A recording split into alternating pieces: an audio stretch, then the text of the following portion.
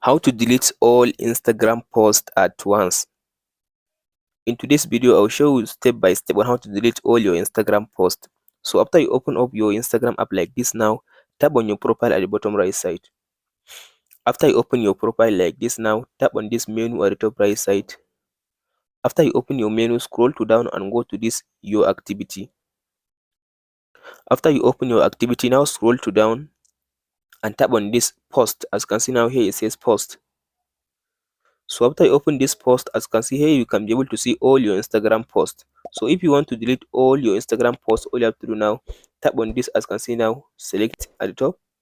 So after you tap on this select, now you can go ahead and select all your Instagram posts. As you can see now, you can use your hand to select all. So after you finish selecting them all, as you can see now, I mark them all. So tap on this. As you can see now, delete all. So if I tap on this delete all, as you can see now, it will delete all my Instagram posts.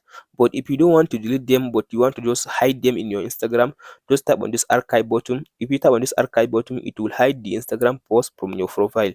That's it guys on how to delete all Instagram posts at once. Hope this video helps you. Don't forget to like, subscribe and share.